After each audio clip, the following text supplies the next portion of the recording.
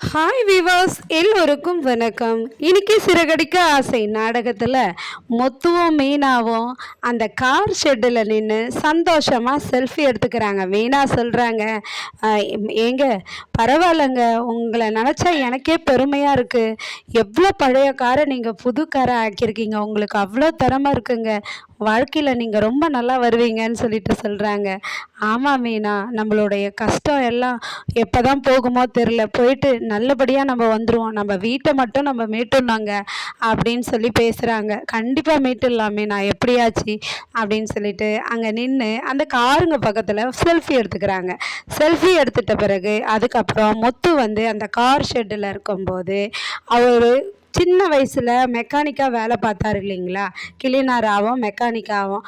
அந்த ஓனர் வராரு. வந்ததும் அவரே பார்த்ததும் என்ன ஆச்சரியம் எனக்கு, முத்து என்கிட்ட வெறும் இரும்பு டப்பாவாக நின்றுட்டு இருந்தது இந்த காரு எல்லாம், அதை வாங்கிட்டு வந்து சூப்பராக புதுசாக மாற்றிருக்கிறியப்பா, இந்த அளவுக்கு திறமையோட நீ ஒர்க் பண்ணியிருக்கிறியே, எனக்கு ரொம்ப சந்தோஷமாக இருக்குன்றாரு. அவர் கூட ஒரு ஃபைனான்ஸ்காரையும் கூப்பிட்டு வராரு. அந்த ஃபைனான்ஸ்கார் வந்து முத்துக்கு காசு தரமாட்டேன்னு சொல்லியிருந்தார். அதனால் முத்துவோட முன்னாள் ஓனர் வந்து அவர் வந்து சூரிட்டி தரேன்னு சொல்கிறாரு அந்த ஃபைனான்ஸுக்காரர்கிட்ட. உடனே வந்து அவர் என்ன சொல்கிறாருன்னா, முத்து ரொம்ப நல்ல பையன், அவன் எவ்வளோ காசு கேட்குறானோ நீங்கள் கொடுங்க அப்படின்னு சொல்லிட்டு சொல்கிறாரு.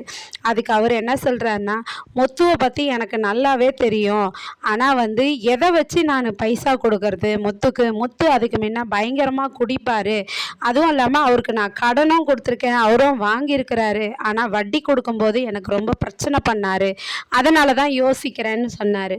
ஏங்க நீங்களே பாருங்கள், இது மாதிரி இரும்பு தகரமாட்டம் ஸ்க்ரப்புக்கு போகிற வண்டி நின்றுட்டு இருந்தது, இதை வந்து எடுத்துகிட்டு வந்து இந்த அளவுக்கு பண்ணியிருக்கிறாருன்னா கண்டிப்பாக ஒரு உழைப்புனால் முன்னேற்றம் வரும், திறமைக்காராலையும் மட்டும்தான் இது முடியும். அதனால் நீங்கள் இந்த காரை எல்லாம் வச்சுக்கிட்டு நீங்கள் கொடுங்க, நான் வந்து சூரிட்டி தரேன் அப்படின்னு சொல்லிட்டு அந்த ஓனரும் சொல்கிறாரு. சார், நீங்கள் சூரிட்டி தரீங்கன்னா கண்டிப்பாக நான் கொடுக்குறேனோ அந்த ஃபைனான்ஸ்கார் சொல்கிறாரு. சொன்ன உடனேயே முத்துக்கு ரொம்ப ஹாப்பியாகிடுது. சார், உங்களை என்றைக்குமே மறக்க மாட்டேன் சார், என் வீட்டை நீங்கள் மீட்டு கொடுத்துருக்கீங்க அப்படின்னு சொல்லிட்டு முத்து வந்து அவருக்கு தேங்க் பண்ணுறாரு.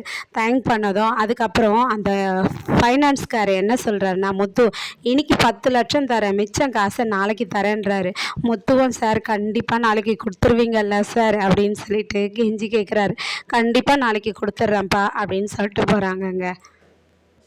அதுக்கப்புறம் முத்து வந்து வீட்டை மீட்டுடுறதா வீட்டில் வந்து சொல்கிறாரு. உடனே வந்து சந்தோஷமாக ஆயிடுறாரு அண்ணாமலை.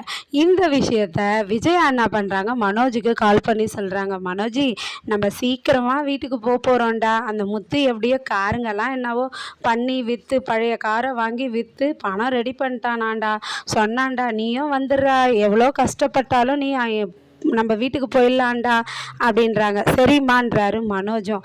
அதுக்கப்புறமா மனோஜை பார்க்க ரோகிணி வராங்க. ரோகிணி வந்ததும் அங்கே ஆஃபீஸில் வேலை செய்கிறவங்க எல்லாருமே, ஏன் மேடம் நீங்கள் இங்கே வந்தீங்க, இங்கே கேமரா இருக்குது, சாரோட அம்மா உங்களை நோட் பண்ண போகிறாங்கன்றாங்க. இருந்தாலும் மீறி நான் மனோஜ்கிட்ட பேசுவேன்னு வராங்க. வந்து மனோஜிட்ட என்ன சொல்கிறாங்கன்னா, மனோஜ் எனக்கு ஒரு ஈவெண்ட் இருக்குது, அதில் பெஸ்ட் அவார்டாக சூஸ் பண்ணி அவார்டு கொடுக்குறாங்க, என்னுடைய பார்லர் பெஸ்ட்டு பார்லராக பெஸ்ட்டு ஒர்க்கராக எனக்கு வந்து சூஸ் பண்ணி அந்த அவார்டு கிடைக்க சான்ஸ் இருக்குது, இன்னும் உனக்கும் ஒரு ஃப்யூச்சர் இருக்குது, ஏன்னா அங்கே வந்து பிஸ்னஸ் பண்ணுறவங்கள பெஸ்ட்டு கப்புலாக சாய்ஸ் பண்ணி அவங்களுக்கு வந்து அவார்டு தராங்க, நீங்களும் வரீங்களா மனோஜுன்றாங்க. இல்லை நான் வரல, அம்மாவுக்கு தெரியாமல் வர முடியாது அப்படின்னு சொல்கிறாரு மனோஜ். என்ன மனோஜ், நீங்கள் அம்மாவுக்கு தெரியாமல் வர முடியாதுன்றீங்க, நீங்கள் என் மேலே பாசம் வச்சுருக்கீங்களா இல்லையா, நான் என்னுடைய காதல் உண்மையானது, நம்ம புருஷன் பொண்டாட்டியாக இருந்தும் நம்ம சேர்ந்து வாழாமல் பிரிஞ்சு வாழ்ந்துக்கிட்டு இருக்கிறோம், ஆனால் வா மனோஜ், நீ வந்து என்னை உண்மையாக நேசிக்கிறதா இருந்தால் நீ வந்து தான் ஆகணும் அப்படின்னு சொல்லிட்டு போயிடுறாங்க. இல்லை ரோகிணி, என்னால் வர முடியாது, ஏன்னா நான் வீட்டுக்கு போயிட போகிறேன் இப்போது அப்படின்றாரு. வீடு தான் ஜப்தியில் இருக்க எப்படின்றாங்க. இல்லை, முத்து வந்து பணத்தை ரெடி பண்ணிட்டானா, அதனால் கட்டிடுவான் வேணாம், நம்ம எல்லாரும் வீட்டுக்கு போயிடுவோம் அப்படின்னும் மனோஜ் சொல்கிறாரு ரோகிணி கிட்ட. உடனே இந்த விஷயத்தை எப்படியாவது சிந்தாமணி கிட்ட சொல்லணும்னு சொல்லிட்டு சிந்தாமணி கிட்ட ரோகிணி சொல்கிறாங்கங்க, முத்து வந்து பணத்தை ரெடி பண்ணிட்டாராம், வீட்டை மீட்க போகிறாருன்னு. உடனே சிந்தாமணி பணத்தை தானே ரெடி பண்ணிட்டான், எப்படி வீட்டை மீட்கிறான்னு நான் பார்க்குறேன்னு சபதம் விடுறாங்க. சிந்தாமணி என்ன பண்ண போகிறாங்கன்னு தெரியலையே. மீண்டும் இந்த கதையை தொடர காத்திருப்போம். நன்றி, பாய்.